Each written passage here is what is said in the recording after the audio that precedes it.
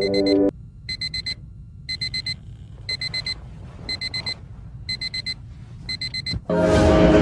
in Rio, midnight in Tokyo, breakfast in LA, tomorrow morning by the Tasman Sea, 5 o'clock in Paris and Zagreb, 6 o'clock in Moscow, and here is the planet's ultimate game. What's good, my people? Welcome back to 8 p.m. in Europe. Obviously, we didn't do it live yesterday. There was a small thing that came up last minute, but I can't leave you guys hanging for a week. We got a special episode today, guys. Obviously, as you can tell from the title, the curious case of Inter Milan. Now, I know the jokes write themselves. My second team, low-key, my team that the team in my heart. What did I say on that video? And I was wearing the Milan kit, but I do have a soft spot for Inter. I think most people who know me do know that is probably my second team that I do end up watching and hoping they do well. And obviously in the Champions League, I've always hoped they do well, but the last 10, 15 years or so, it hasn't been too great. However, I, of course, will have Uncle Sharma, who I consider one of the best, if not the best, Inter content creator out there. Now, you guys might not know about him. You guys might not be familiar with his content. I'm here to give him a platform. I'm here to boost his thing up because I believe that he talks ball and knows ball with the best of them, to be honest with you, bro. He will be with me here soon. I'm going to let a few more of you guys kind of come in. It won't be as long a stream as always, guys. I know we've been doing 2.5 hour streams as of late. But look, it's the weekend. I know it's like, a long weekend for a lot of you guys. Easter weekend, I think, as well. So we'll keep it towards an hour or so. While we wait for Uncle Sharma, of course, though, leave your comments down below. Let me know how you guys are doing. I'm going to go through some of these. And also, if there's anything you want us to touch upon today, any kind of topic, even if it's not interrelated, let us know, bro. This is your show as much as it is mine. I always tell you guys that. So get involved for sure. Big up, Leah. Shout out to you, Dennis. Shout out to the guys who are always in here. Daniel, I see you here all the time, bro. Yeah. Kurt. I think Kurt is an Inter fan as well, too, right? Football fan in general. Obviously, massive YouTuber, massive FIFA YouTuber, to be honest with you. But hey, never say never, bro. He might be a guest in the future. Win title. Shout out to you, Aslani. I like his mentality. And guys, we will be going over all of the good stuff when it comes to Inter Milan. Inzaghi, the manager, Romelu Lukaku. For any Chelsea fans in here wondering for a status update on your product that you loaned out for a year, I'm sure Uncle Sharms will give you guys the lowdown on that as well. Lautaro, the league form, which has been putrid. What the hell has happened in the last 2 years since they won the league title a few years ago? The Champions League, as you know, they're getting ready to play Benfica in the Champions League quarterfinal. There's a whole lot to talk about when it comes to Inter. As you guys know, 6 games winless in all competitions at the moment. They can't seem to buy a win. The football is dull. It's uninspiring. It's an aging, declining team. It's a manager who looks a bit devoid out of ideas. The board seems to be a shambles. The ownership has always been an issue when it comes to Inter Milan. So it's really a problem club at the moment. It's really, really a problem club. Big up you guys, bro. Big up Michael. Feliz, we will definitely speak on El Clasico for sure. I see AK also asking about El Clasico. So yeah, we'll speak about them for sure. Got to speak on Milan, Napoli. We'll ask him for his thoughts as well, guys. I might be getting you guys, what's it called? Rabona TV next week. I'm thinking of having him on again. Let me know if you guys are down for that. Forza Inter. You support Man United? Yeah, Man United is my main team. That's my main team, guys. Everyone likes to pretend I'm some closet Arsenal fan. I just enjoy good football. But Man United is above anything. Above anything, it's United. And then I'm falling out of love with football. My team's stinky. I feel like an 08 United fan. You're definitely a Chelsea fan. I can tell, Enan. I can tell you're a Chelsea fan. 3 goals away. Conte part 2. Shout out Asthma Pump 47. Conte Remontada. That's another thing I want to ask Uncle Sharms about as well, to be honest with you. Would he be, look, I'm sure he doesn't want to see Simone Inzaghi at the helm of his club for too much longer. Who would be his replacement? Would he want to see Antonio Conte back at the club? Questions like that. That's the answers we need. Lolo says, need to talk about Bayern versus Manchester City. What did I guys tell you on the preview? I think I got City winning the Champions League this year, bro. It seems like it's this year for them. Look, I've said that a lot of times in the past as well, but this year, bro, Europe is as weak as it's ever been, in my opinion. I think it's the year City get it done. Got to touch on Haaland as well. Ibra-esque, bro. Alien. And I know that whole thing I had last few weeks where I was saying Haaland is the most entertaining player to watch. I kind of look like an idiot right now, right? That's entertainment right there. That's something I would go pay to watch consistently. Haaland scoring golazos like that. Let's see if we can continue that though.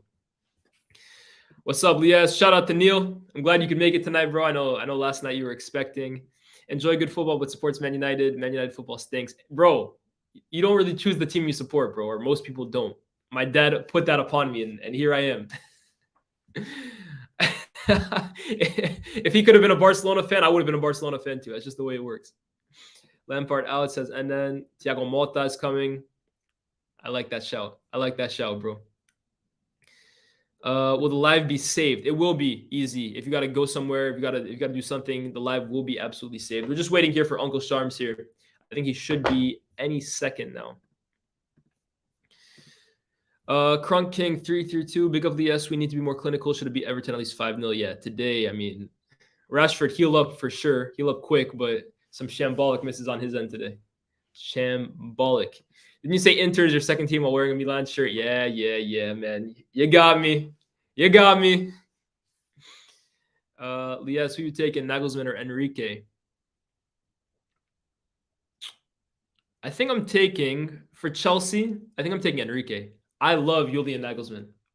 But I don't know if the type of football Julian Nagelsmann wants to play and the time that he needs, a project, and you guys can, give me 1 second. I just got to send a new link over to our boy Sharms. 1 second. I don't know if a project like Nagelsmann will need. Chelsea is really the best place for that. I'm sure a lot of you guys will say, oh, Bully's willing to give someone a project. Like I said on SDS, bro, I'll believe it when I see it. I think Enrique is someone who have like 1 or 2 signings, to be honest. Give me 1 second. 1 or 2 signings, I feel like Enrique could take Chelsea back to the top. I'm not saying winning leagues. I'm not saying like winning the Champions League, but like being competitive. They can't win a game right now.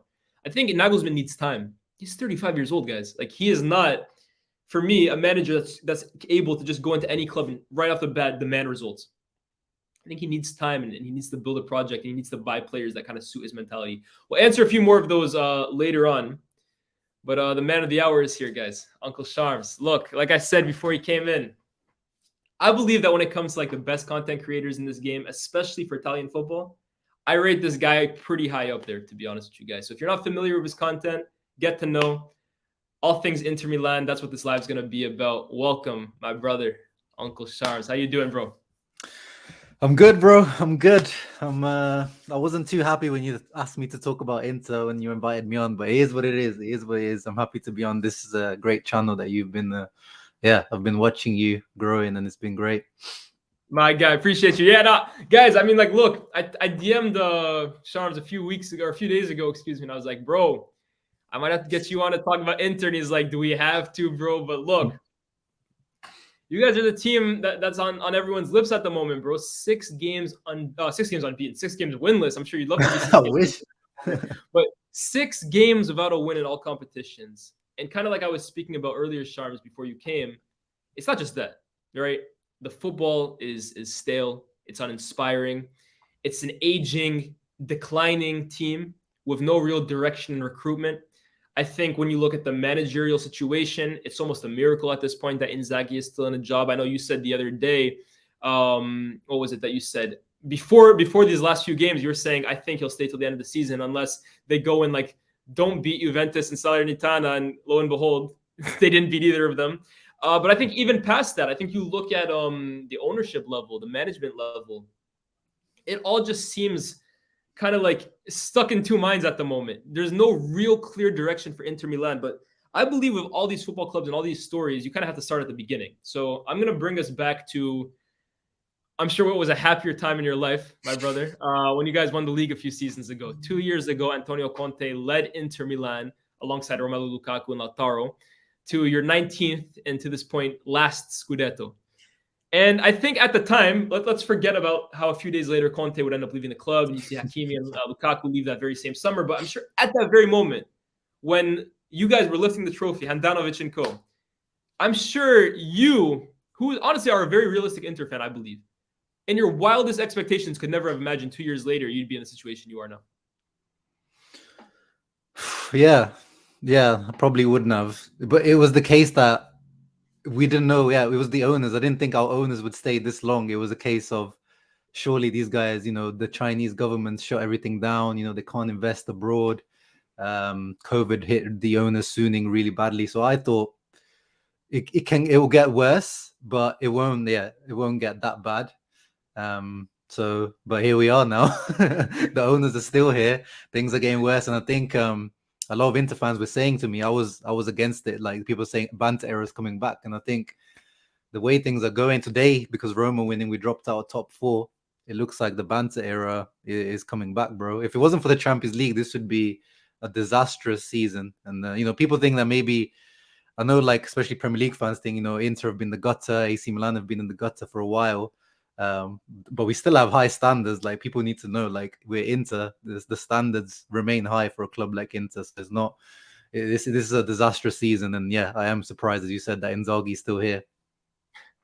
I know. I mean, where do you even start with this season, to be honest with you? Because I know people will talk about Napoli this year, how brilliant they have been. And they are. They're one of the most exciting teams in Europe to watch. If you haven't started watching them, get to watch them. They're a joy to watch. But the reality is, at the same time, Charles, I think you'd have to agree, they are taking advantage of what is a pretty poor Serie A. Like, I think you look at 5 teams who are around the same level. I always say this. Like, Serie A for me is very exciting to watch because it's competitive in terms of you have 5 teams that aren't too different. Roma, Inter, Milan, Lazio, Juventus. I feel like any of those teams on any given day can beat the other. And Napoli are just head and shoulders ahead of the rest. But I think as Inter fans or as Milan fans, they would have definitely entered the season thinking, look, we can take advantage of this. Milan fans, of course, they had won the league last year. So I'm sure they were just hoping to continue on that good work. But even Inter, alongside what at the time probably seemed promising in the return of Romelu Lukaku, would have probably thought to themselves, we can make ourselves into this conversation, into the Scudetto conversation, if all things go to plan. Of course, you're not the favorites, but you have a team strong enough to be considered one of the 2, 3, 4 best teams in Italy. And at the moment, you sit 5th. You look a million miles away from that. So where do you really think it's all gone wrong this season? Well, the squad building, yeah, there is issues in the squad building, as you said. Like the team, I mean, it always makes me laugh. Like when the Man United fans complain about their owners, it's like, oh no, will you buy 70 million players? Oh no, what sad times. Like we literally, hey, chill on us, bro. We got some shit owners too. Yeah, that's what I mean. But there's levels to shit owners, and we've got probably the worst owners. Oh, actually, Valencia fans will tell me differently, but we've got some of the worst owners for sure, because they've literally just stopped investing since COVID, pretty much. So if you go by name in our starting 11, most of it, bro, is like free transfers or like barely any transfers. Like if you look, like especially now without Skriniar, you got like Darmian is like 1 million, 1.5 million. Acerbi was a loan from Lazio. Bastoni, okay, we paid some money for a few years ago. Onana free. Dumfries was like 12 million. Di Marco from the youth academy. And then Hakan Çalhanoğlu free. Barella, okay, we paid 40 million or something a few years ago. Mkhitaryan at the moment is the other one, is a free. Dzeko up front free. Lukaku is a loan. Lautaro, there you go. But like most of it, bro, it's like free transfers. Like literally, we're just building this team on a big like free budget. Basically, it's the free buffet, and a lot of them are over 30. Like every time we line up, I look at the average age of the team, and it's usually between. If Dzeko plays, it usually goes above 30. And if Dzeko and Handanovic plays, like 31, it's like it's one of the oldest average age squads. So the squad is definitely one of the issues, but still qualitatively, like we seen it this year, like when we play against Barca, when we play against Porto, some of the bigger games, like this team is still good enough, as you said, like it should be. This is where it falls on Inzaghi. As much as the ownership is to blame and the directors for the moves that we're making, not really going a bit younger and more athletic profiles, and like we were the lowest ranked team in Serie A for dribbles as well. So the squad building, there's definitely issues there. But Inzaghi, he's the second highest. He's not like, that's the thing. People like, we're broke, but we're not like broke. Like our wage budget is the second highest after Juve. So it's not like we're completely broke. So a lot of these players maybe are overpaid, you could say, but still we should be delivering much better results. That's where it falls on Inzaghi in the league anyway. Obviously, what he's done in the Champions League is still great, because this is the first time we got to the quarterfinals in like 12 years, I think. So It's a mixture of things, but at the end of the day, right now in the league, yeah, I'm still surprised that Inzaghi's still there. I was actually gonna say, that dig you made at United. To be fair, you're right, because the only team that United could fleece into buying the likes of Ashley Young or Matteo Darmian or Alexis Sanchez at the time is you guys. So you know what? I hold my hands up. Your ownership is worse than ours, bro. Yeah, we buy your rejects. Facts. So you know what? You're right there. You got me there. But let me ask you about Inzaghi, right? Because I remember last season, maybe it didn't come from you, right? But I remember there was a period in time, maybe it was very early into the season, but there were Inter fans who were even suggesting that the football under Inzaghi might in fact be better than the football that Conte was playing. And I take us I back said that. Yeah, would you still agree with that, or would you stay? I mean, I guess my question is, what the hell has happened in a year? Because last year you guys were actually going toe to toe with Liverpool. I remember that Champions League tie. Inter looked just as good as Liverpool for large We portions. beat them. We beat them at Anfield. Beat them at Anfield, and I think only quality, like individual quality, which is not in control of Inzaghi, was what stopped you from beating them in the first leg. And I think obviously it was a much better season last year in the league as well. But what the hell has happened in the year with Simone Inzaghi? Like, this was a guy that, like you just kind of agreed, at times the football was more enjoyable to watch than Conte. Where's it gone wrong? Yeah, I mean, we called it like, Limone Ball because he's known as like Limone Inzaghi from his name, like a lemon, because sometimes he moans, so he's got like this nickname in Italian. Yeah. But we called it like Limone Ball, and when it was really good, it was Limoncello Ball. The little shot you see, the limoncello, the digestif you take after eating. Yeah, it was like beautiful, free flowing. Like he lets like how his Lazio team played, how Milinkovic, Savic, Luis Alberto used to swap positions, move around. So it was like, yeah, like, Barella, Brozovic, Hakan used to just move around, like free flowing, lots of good, one-touch football, two-touch football, lots of freedom given to the players. And there was a period between, October, November, December last year where we looked like the best team in Italy by far. And yeah, like when it came to Europe as well, we were doing well. Like even when we played Real Madrid last season in the group stages, we did quite well, in my opinion, especially the home leg. And yeah, the Liverpool game, as you said. So I think it's a case of like we saw Inzaghi's kind of downfalls. And I think a lot of managers have this, where squad management, in terms of when you have this slightly older team, I think he should be a bit better in managing the energies, because we see like now is when your team needs to be peaking. It should be March, April. This is when the best teams peak, and we see like how Man City now are starting to like peak, like all the best teams. Whether it's your coaching staff or the fitness trainers, whatever, like this is when your team should be peaking. Whereas we saw it last year with Inter, February, March period, where we started to fall down. Same this year, even worse than last year. His Lazio team was the same. There was one point Lazio were actually challenging for the title, the COVID year. Like they were up until COVID, and then the break came, and then afterwards they just fell off. But so there is something about Inzaghi not being able to keep his team like in a line, and he's a very soft approach coach. Like I could compare him obviously to a much lower level to like Ancelotti, in terms of he's not like a drill sergeant. He doesn't tell you exactly what to do. He gives a lot of freedom to the players. A lot of even the players, when they come out in interviews, they say like, he feels like with Conte was the head of the family, whereas Inzaghi is one of the guys. Yeah. So I think that approach. I was gonna say it's interesting as well you say that, because I think even the comparison to Ancelotti, it's not terrible in that Inzaghi, even for as long as I remember at Lazio, I always considered him a cup manager. In the cups, he's much more successful than he is over a 38-game season. So I think that's interesting you bring that up. And I'm sure the complete 180 in terms of philosophy, in terms of persona, from Antonio Conte to Simone Inzaghi, it's a complete different change in philosophy. Oh, yeah. Yeah, I mean, in terms of the tactics, it's pretty much the same. We had like literally two guys that are the 3-5-2, like, they're the they're the prophets of the 3-5-2. They never change. I mean, Conte at least changes. With Inzaghi, I've never seen him, apart from a few times, change from 3-5-2. But yeah, in terms of like approach, mentality is completely different. But at the same time, as much as this is a downfall of Inzaghi, if you ask Inter fans, like we are so disappointed with our players. Like the fact that it looks like they clearly need a sergeant to literally tell them where they can. You swear on this channel, by the way. Yeah, go ahead, bro.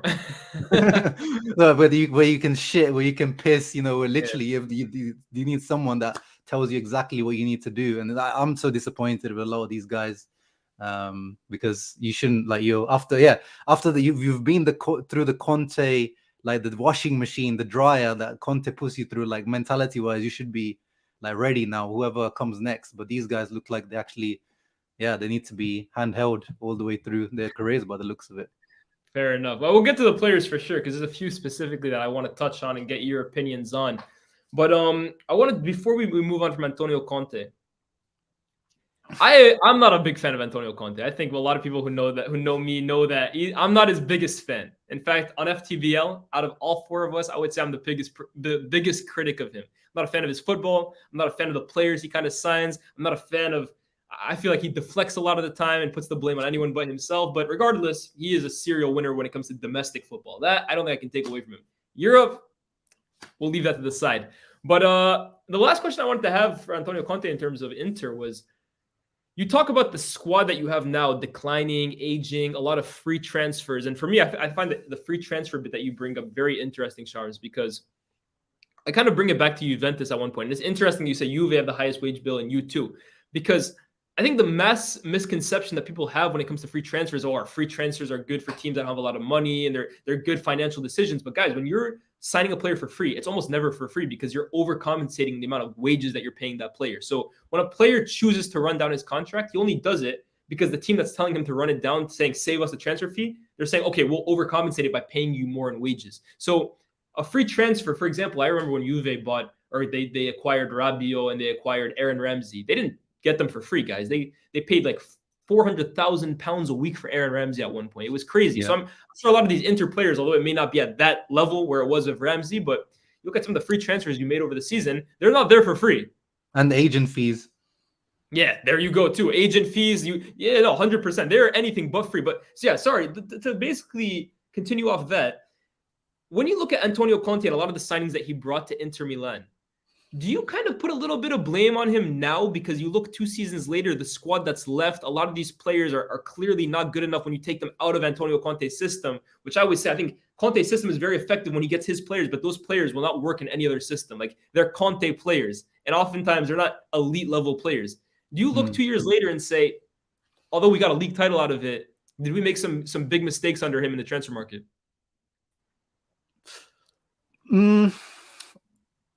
He was kind of, we brought him, like, we gave him that project of like, you come and you win us the title. So we gave him pretty much what he wanted, and he still wasn't quite happy. The ones that I probably would say, I'm an Arturo Vidal fan, so people like make fun of me on Inter Twitter for that. But maybe his one was like, because again, he was a free transfer, but then like his wages were like crazy. And then, you can't get rid of him, because if you sign the guy at 32, 33, who's going to sign him afterwards? Right. So he was between him and Tonali. So it was like the choice was between Tonali, the future of Italy's midfield, or Arturo Vidal. And obviously Conte chose his boy Arturo, which delivered us the title, which I always say to people, like, I'll back every decision Conte made that year to bring us the title. But when you look at it now, how Tonali's playing for Milan, obviously it hurts to see. He wasn't even that expensive. It was like 20 million euros, Tonali. So it wasn't like he was crazy money. Kolarov, like, you don't know exactly if these were like Conte like names that he wanted specifically, but you can see like the type of profile. Like Kolarov, definitely that was a big flop. Alexis, like, he was good, but he was just like a little bit too late. It was a shame. Like, we got the Alexis that was on the downward trajectory. I felt the same way, bro. I always called him my sweet Chilean prince, bro. I was a huge Alexis Sanchez fan, and when he came to United, it broke my heart how washed he was. Yeah, no, but apart from that, no, I don't. Yeah, because the year after he left, obviously like Lukaku left and Hakimi left. Eriksen obviously had his heart issue at the Euros, which you can't do anything about. So it was that big clear out kind of. But I think the team was still solid. Perisic had his best year afterwards under Inzaghi, the season after. So I don't really believe. I know, like, maybe the Chelsea time, some of his like signings were like detrimental later on, but I don't think it was much as a case at Inter. I think in general the squad building from Marotta and the directors is like where it needs to improve. Absolutely. Let's go on to I guess this season, and you look at this. Actually, I look at the last 2 seasons really. I mean, you have the whole thing where Lukaku left for what was it, almost 100 million, which I'm sure at the time Inter fans were saying, wow, we just pulled up, not the heist of the season, but look, we just bought a player for 70 million and flipped him for 30 million profit in a year. We're geniuses. Well, the thing is, at the time though, like I wasn't happy. I was like, we want more, like because Lukaku, like people like to me, oh, is it Serie A, is it this, is that? But like that guy had like an amazing season, and yeah, even 100 million, we were like, we can get a bit more of that. And then now, obviously, it looks like the heist of the century. Yeah, well, I mean, look, I agree with you, bro. I was saying Lukaku at Inter, obviously, before the season ended, but I was saying at one point, bro, he's looking like a Ballon d'Or contender. He's the leading force for an Inter team winning the league. He looked at like prime R9. He was destroying Serie A defenses for fun. Obviously, goes to Chelsea. We all know how that kind of plays out. And this season, he's been back at Inter on loan. I think you have the option to buy him back, which, look, I don't think me or you believe will be taken up. What's really happened to Romelu Lukaku? To anyone who hasn't been watching Inter this year, to any Chelsea fans, they want to know what their product is doing on loan at the moment. Bro, I get so many Chelsea fans regularly under my videos asking me like, "Oh, how's Lukaku doing?" It's like, bro, you gave us Lukaku back. They didn't get Lukaku. That's Lukaku. Yeah. Lukaku somewhere in Miami or something, you know, doing his NBA character. But no, I think the thing with Lukaku is, I think Conte and Pintus, the fitness trainer who's now at Real Madrid, like legendary guy, I think those two managed to get at his peak age at 27, 28, they got the best out of that physique, like all the potential out of him. And then all his career, Lukaku's been playing since he's like 15, 16. If you guys remember, like I compare him, like he was like kind of like the early Haaland, like he came through like crazy early with that big hype. Like he was that striker that everyone wanted, scoring crazy goals at a young age. And he's been going, and now he's like 29, getting to 30. And I think his body is just like can't keep up anymore. Like this is the first time this year that he's had a serious injury. Usually, like under Conte, he never got injured for 2 seasons. So he was out for like 3 or 4 months, and then he came back at the World Cup just in time for the World Cup, and he wasn't even fit. And he played those 45 minutes that we all know will go down in the Hall of Shame of all time World Cup performances. And he just hasn't recovered. I don't know if it's Inzaghi's style of play, can't get the best out of him, but he's missing sitter after sitter. Like I'm backing him every game. I want him to be starting because obviously the other option is Dzeko, who's also finished, but he's just not backing it. Like he's missing chance after chance after chance, and so is Lautaro, and it's costing us. It's really costing us. This is where, I mean, Inzaghi we can blame him all he wants, but if I pull up the XG stats this season for Inter, it's absolutely crazy. Like it's ridiculous. Like we've gone, I think 6 games, 66 shots, 33 on target, and only 1 open play goal. I mean, that's what Thomas here says. I think it's Thomas from Twitter. He's a big Inter Milan fan. If it's the right one, big up Thomas. But he goes, "We have 2 goals in our last 4 matches from a combined 63 shots."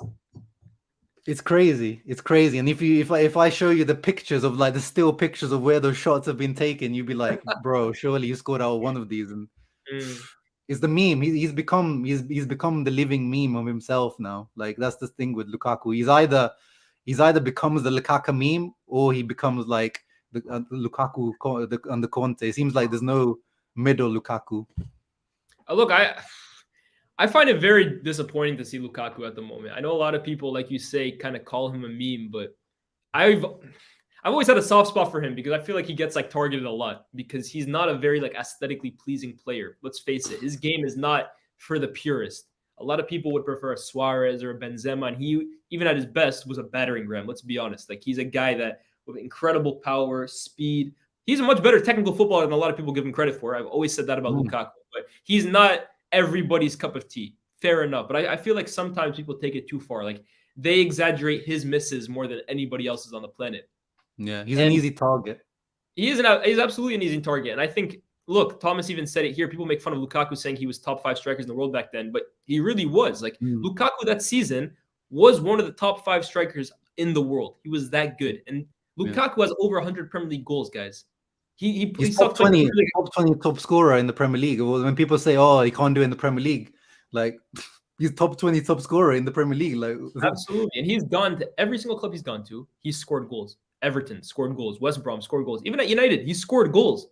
scored goals. It just wasn't a good fit with what Oli wanted to do going forward. Inter, obviously, we know he scored goals. So I've always said he's Belgium's top goal scorer in their history, for God's sake. But I think you look at Lukaku now, and what I always give Conte credit, again, as a massive Conte critic myself, but what I always give him credit for is he was the one that got the best out of Lukaku. And I think you look at that preseason that he had with him from the very jump, A, fixed his diet up, got him into the best shape of his life, and B, really worked on his back-to-goal game. And also got the best out of him knowing that Lukaku's at his very best when you play him down that right-hand channel. He's not like a Drogba type of striker, which I feel like has always been Lukaku's undoing in his career. People look at him and want him to be Didier Drogba, but the reality is Lukaku plays his best football facing the opposition goal and not facing against it. People have always misprofiled him, in my opinion.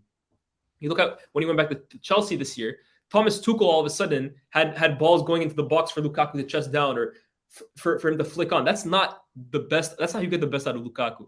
However, he's come back to Inter, and I think you even look at the World Cup, right? He looks out of shape right now, Sharms. Like I've never seen Lukaku this big. I'm seeing stills when I'm looking for the thumbnail for this video, bro. He looks massive. Yeah. So I think that's another thing with Lukaku. Like I think he has let himself go a bit. I think he has let himself down a bit, to be honest with you, this season. This was a massive opportunity for Lukaku to really fix his reputation from last year at Chelsea. Because let's face it, the interview that he gave in October, November, which again, even as a big Lukaku fan, that was disgraceful. That's a massive disgrace to just basically bail on your team 2-3 months into the season. So yeah, I think right now he's at a massive crossroads in his career. I don't know where he goes from now. Whether a new manager at Chelsea will give him a chance next year. I'm with you. I don't think Inter will take the option to buy him, but he's at a massive crossroads.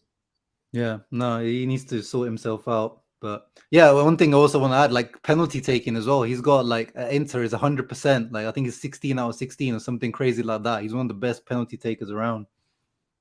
Yeah, mental. And I mean, like let's kind of transition into that. The penalty that he took against Juventus. What was it? Yeah, midweek or whenever it was, midweek or it was midweek. It was midweek because I remember. Yeah, I mean, of course, I love this new celebration that he's got going on now, but obviously, kind of like the fallout that happened from that with the Cuadrado situation and him getting suspended and the racism that happened. Can you touch on that a little bit for us, for anyone who hasn't been watching Serie A as of late? What was kind of like the backstory behind it? Yeah, I mean, it kind of went viral the other day, which good thing that it did go viral because yeah, loads of people were reposting it and lots of celebrities were. Yeah, when Lukaku, that's one thing. He does have a big profile still, so it gains a lot of attention. And yeah, they were making some of the curva of the Juve, some of the ultras. They were making racist like monkey chants, and it was like caught on camera. And I think Juve already taken action against them, which is good.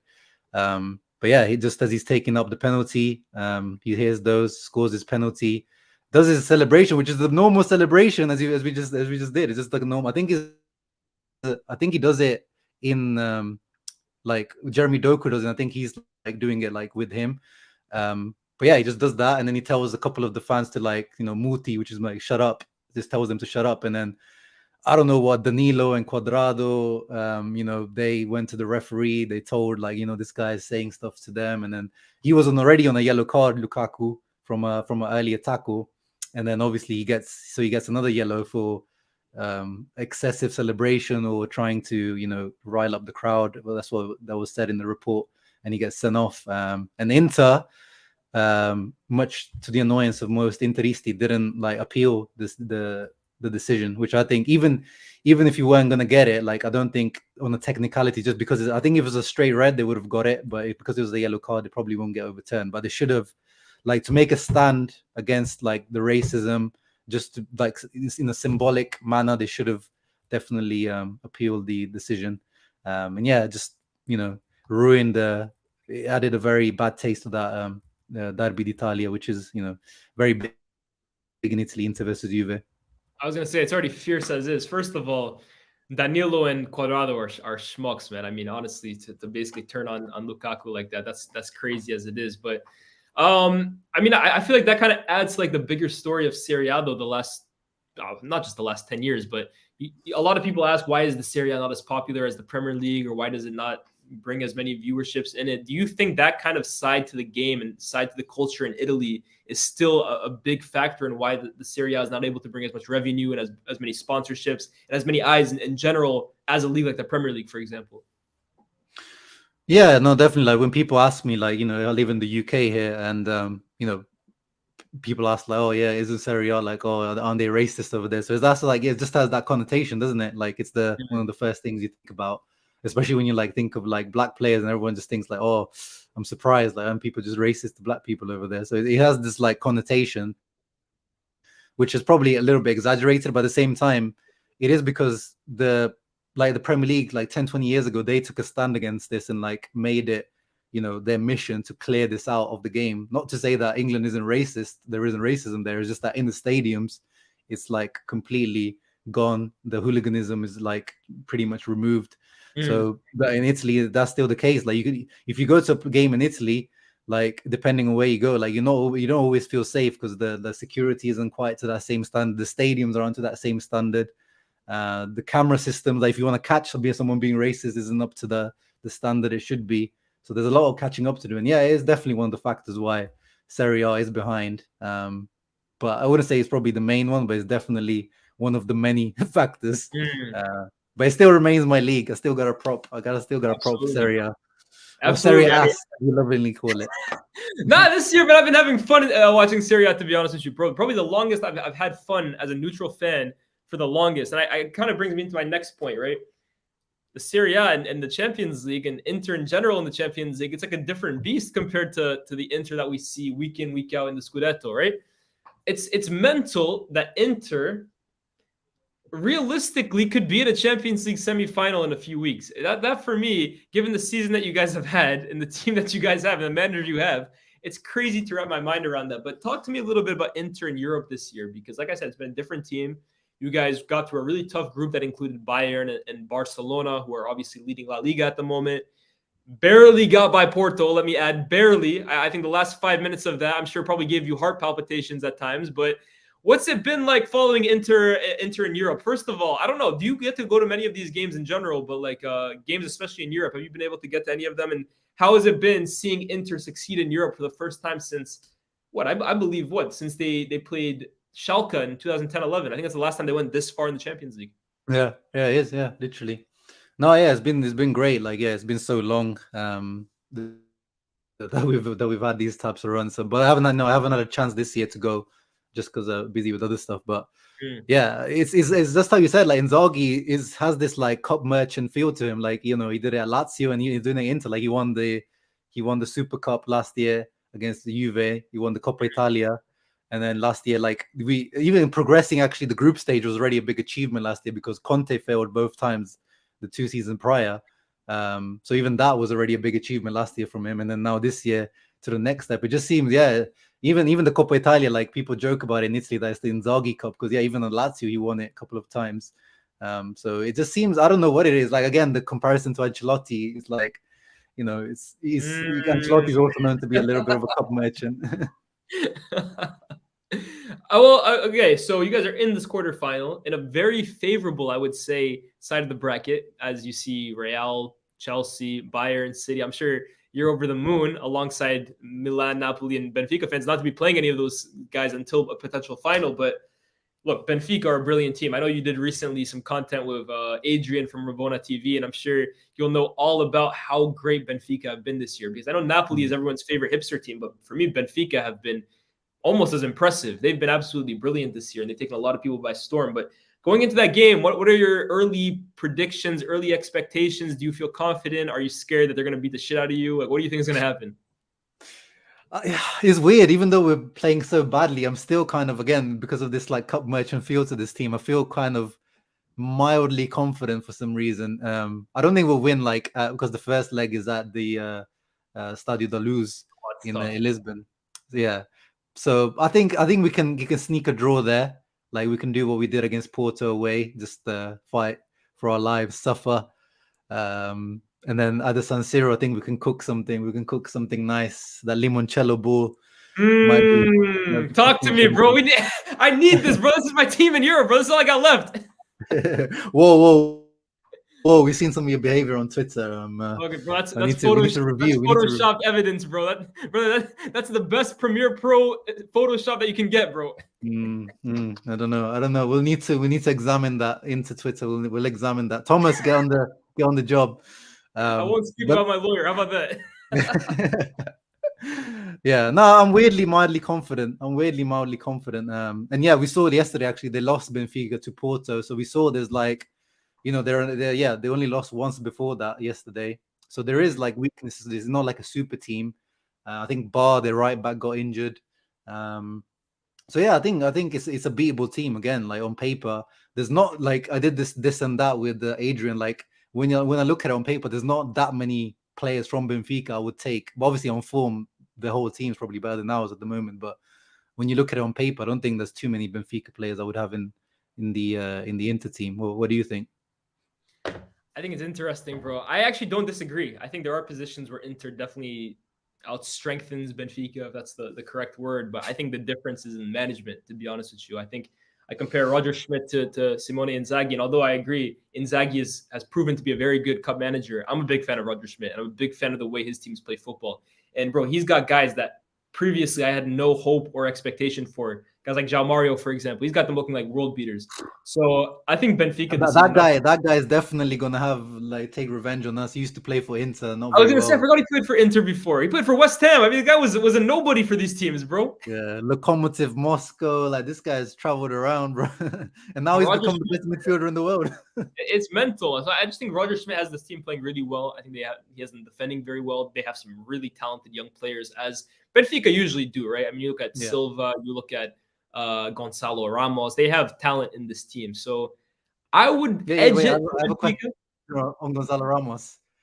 Gonzalo Ramos or Lautaro Martinez? Who would you have? I saw what Adrian said. I would take Gonzalo Ramos, bro. I'm lower and lower on Lautaro as the days go by. I can't lie. Yeah, honestly, are you sticking with Lautaro?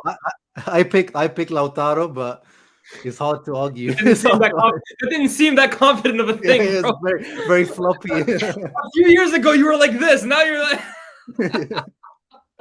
Now it's the pistolas, though. Yeah, I'm taking Gonzalo, bro. I think I was saying the other day, right? I still think he needs another season at Benfica. I don't think he's ready this summer to make that big move like Darwin Nunez was, for example. But I rate Ramos, bro. I think he's a sniper. I think he's a born goal scorer, a born finisher. So I got good hopes for him. But Lautaro, since the World Cup, bro, I was supporting Argentina during that World Cup, bro. He gave me a heart attack, I think, every single week. Every single game, he gave me a heart attack, bro. Same, bro. It was still every week I had to defend him somewhere. Oh no, his ankle. He got an injection in his ankle before the World Cup. Like he's not feeling well. But the thing is, when he came back from the World Cup for Inter, there was a period where it was him and Rashford were the top scorers in Europe for like the first few weeks, and then since then he's like hasn't scored in like 5, 6 games now. It's Lautaro for me is. Yeah, I think for me, I've always thought of him as like, he's a form player. Like when he's on it, Lautaro is a goal scorer. But there's games, bro, where the guy looks like he can't find the back of the net to save his life, bro. And some of those misses in Qatar this winter, bro, they had me seriously questioning like my sanity at some point. I want to bring it to the other Champions League quarterfinal just very briefly. Get some Serie A talk out of you. Napoli versus AC Milan. We obviously saw this game last week, where Milan, I think against all the odds, destroyed Napoli. They made them look the most mortal they've looked all season. But what are your thoughts going into that reverse tie? Because obviously if Inter were to progress past Benfica, they would play the winner of Milan or Napoli. So how do you see that kind of playing out? Yeah, I think the fact that Milan destroyed Napoli the other day, I think it kind of plays into like in favor of Napoli, because now it's like they've got that the bone to pick. Now they got that revenge to take straight away. Like, literally a few days later, they get to play them again. So I think true. They'll be hungry, right? Yeah, it's true. That's a good point. Yeah. And I think with Napoli is like they always seem to be a bit slow off the mark when they come back after a break. Like Inter are the only other team to beat them in the league this year. Well, actually, no, I think last year beat them. But Inter beat them, and it was just after the international break. And this is how Milan beat them. So I think sometimes maybe they come back off the break not quite fully there. And Osimhen obviously was missing, which is a big miss for them. So I think he's a doubt for the first leg. I think he should be back for the second one. But even without him, I think this time they can do the job. But also at the same time, it seems like Milan has a bit like they do well against Napoli, even in the first time they played them this season. Even though Milan lost at home, They played them well. I they also remember. batted. Yeah. I So was they gonna say might, it too. sometimes the styles that match up just kind of just work sometimes. Absolutely. I think so many times people just look at like, oh, who's the better team or who has a better record in the league or who's top of the league. But I agree with you, bro. These Champions League games are literally like they're boxing matches. Styles make fights, and and it's like first to knockout. So I wouldn't be surprised. I keep saying, yeah, I favor Napoli just because I think they have more quality. But Milan, at the end of the day, are champions. Like these guys are winners, and I don't And the like Champions always saying League heritage. DNA. Yeah, I was gonna say like I'm always iffy about this whole heritage talk, right? Real Madrid every year they do it. I keep saying, oh, heritage, it doesn't exist, but they keep doing it. Milan got heritage in this competition. It makes me laugh right now because we have this guy AMH. He's a big Napoli fan in here. He says we don't need to talk about this right now, bro.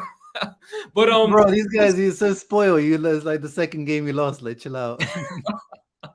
But obviously that game was big, the 4-0, because it was kind of billed as a Rafa Leao versus Kvaratskhelia matchup. And Leao obviously got first blood there, was absolutely outstanding, even though he's had a pretty quiet season for his own standards, I would say.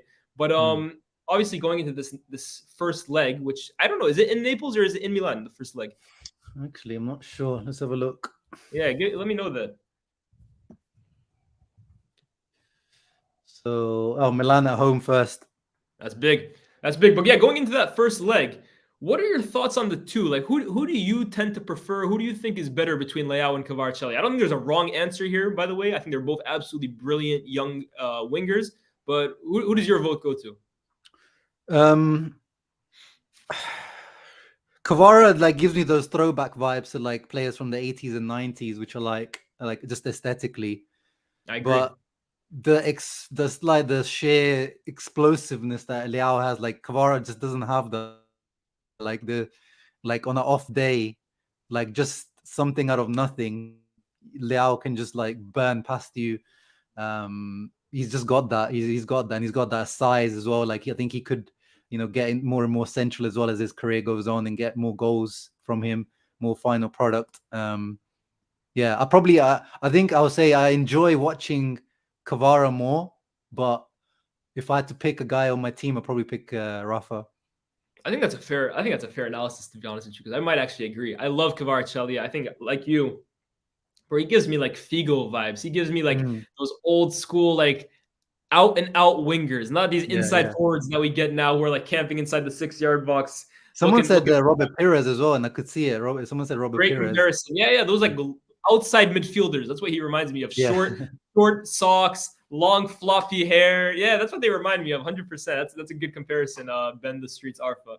But I always like to do this thing on this channel where I basically put you in the position of owner. I did it with a Real Madrid fan. I did it with a PSG fan. I'm gonna make you the Inter Milan owner, Uncle Sharms. You have all the money in the world.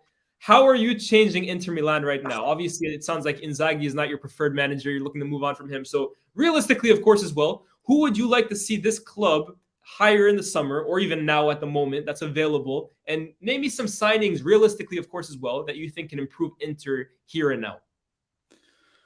Oh, you put me on the spot now. You should have warned me. There was no warning. Oh man, I need to get my draft. I need to get the PDF. Get on FM.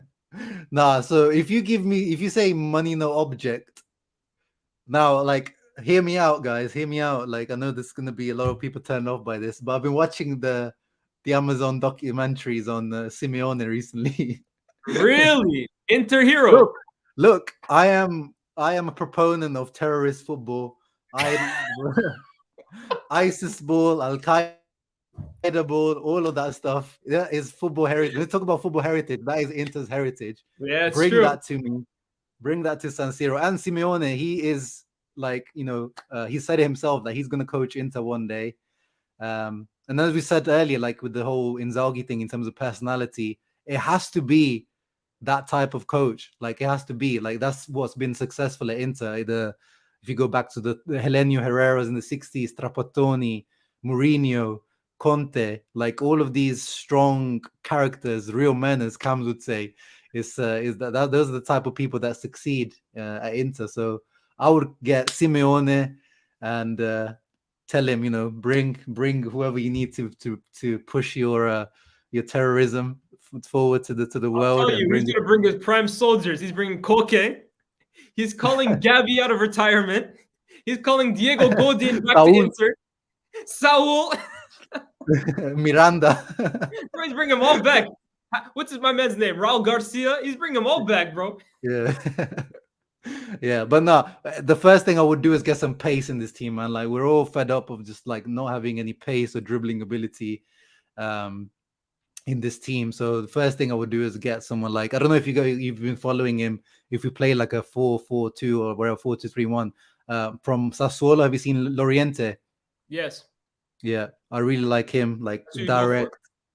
Yeah, someone like that, because you put like right now on the spot, I can't really think of exactly who I'd want. Boy, if you gave me money in the object, I'll go to Milan, I'll go to my cousins and tell them, here's 100, give me Rafa Leao. I mean, someone here is asking you, what are your thoughts on Benacer from AC Milan, and will you both take him at your club? I would take Benacer at my club. I got bias here, but I would definitely take Benacer at my club. I think he's a baller. Yeah, I've always really, I think, yeah, probably out of Milan, he's one of my favorite players at Milan, like even as a rival. Like I've always really liked Benacer. Yeah, I would take him for sure. Fairs. Look, I think even like a good shout as well is where did he say it? Frimpong from Bayer Leverkusen, I believe, the wingback. Oh yeah, if we stick with the 3-5-2, yeah, we need like wing backs that can take on a man. If anyone's listening, if anyone works at Chelsea, Man United recruitment team, Dumfries is up for sale. Anything above 20 million, the guy is yours. Watch the tapes from the Euros, from the World Cup. He's a great player. So yeah, get in touch with me if you're interested in Dumfries. But yeah, no, just stick with 3-5-2. It's like Tajan Buchanan, like these types of guys that like kind of hybrid wing backs. Like we need these types of players for sure. This is fair enough, man. Inter fans are funny to me, bro. Inter fans are funny because y'all are just cool with the 3-5-2. Y'all are cool with defensive football. You guys embrace it. In fact, I respect it, bro. I respect it because I look at Spurs fans. I don't get how like this whole progressive football. Everyone needs to play progressive football. Like it's all about styles, and everyone enjoys different things. Like that's true. No, I always say I laugh at Spurs fans, right? Because they wanted to hire Conte, but they wanted to hire Conte and play beautiful football at the same time.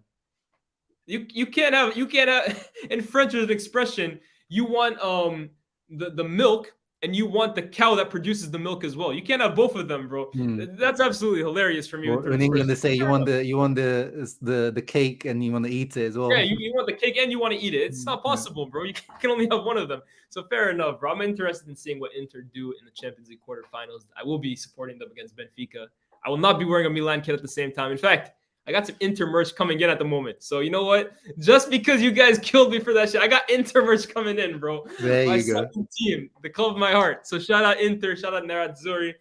Just before I let you go, everyone knows. Yeah, Shams, I would say you know too. My love for the 2010 Inter side, the treble-winning team.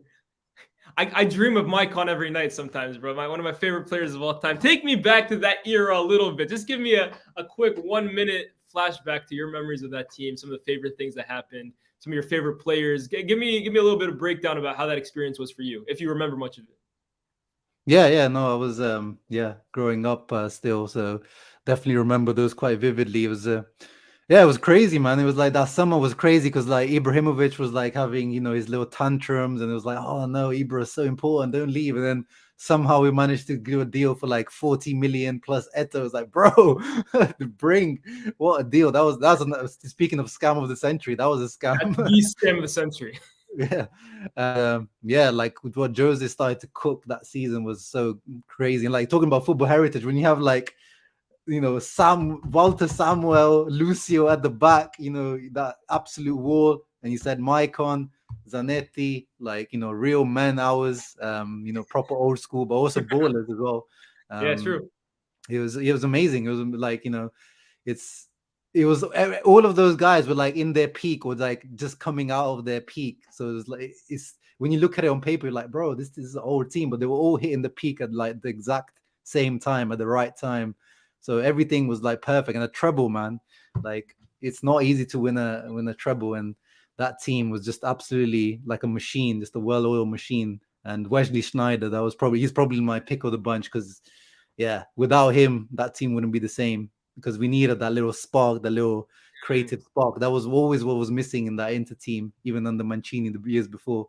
And yeah, Milito obviously came through with his clutch goals. My dog, Diego Milito. Put some respect. The young guns don't know. They need to know about Facts. Diego Milito. Facts, bro. Continue telling them. Swagger 234. This is the last shot I'll give. Speaking of Thiago Motta at coach. Look, though, the way you're talking about the way you like your football, though, I don't know if Thiago Motta will be your cup of tea, bro. I think he might be a little too idealistic for you, bro. Hey, no. The thing is, I'm happy with the Thiago Motta, the Zerbi, all of these guys, but they need the right team around them. As in, our directors need, like, Marotta can't be the director if Thiago Motta comes in. Like, Marotta is the guy that gets you these big free transfers and all these types of guys if you want to win instantly. We need to like get like a new sporting director. Like, everything around needs to change. The scouting needs to change. I'm on board with it. I'm on board with that kind of that type of project as well. But then we also need to be realistic with what we want to do. Like, aim like top 4 probably for a little while. But I'll be happy with that as well. I'm adaptable, bro. I'm adaptable. I can go terrorism. I can go, the Zerbi, bro. I'm adaptable. Hey, you got variety. I love it. Yo, here's the hoping that Inter Milan can take it back one day to those great days of the 2000s, of the 90s, of the 80s, because it was a great time in football, man. What a time to be alive when Italian football was at its top. But I'm going to love you guys and leave you guys here, man. Honestly, Uncle Sharms, of course, thank you for coming on to the channel, my guy. Obviously, we've done content in the past, so I've known this guy for a bit of time now. But like I said before he came in, this is one of the most underrated content creators on YouTube, especially if you guys are interested in Serie A, Inter, Italian football in general. This is the guy to go to, man. He really knows his shit. So shout out to you, bro. Thank you for coming on. Thank you, bro. Plug all your channels. I included the links as well in the description and in the title. But yeah, plug yourself, bro.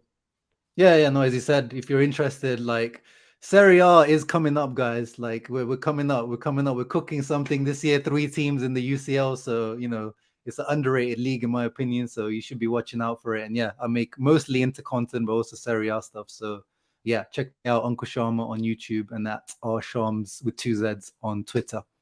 Yes, sir. Guys, this has been FTBL 8 p.m. in Europe. Make sure you like, share, subscribe.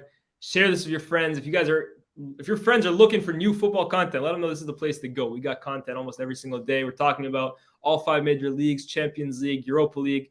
We're not at Conference League yet, but Chelsea next season. We might have to touch on that if Chelsea make the Conference League next year. But regardless, guys, this has been 8 p.m. in Europe. No 2-hour stream today, obviously, because it's the weekend, Easter weekend. I want you guys to go and enjoy your nights. I'll see you when you see you. Peace.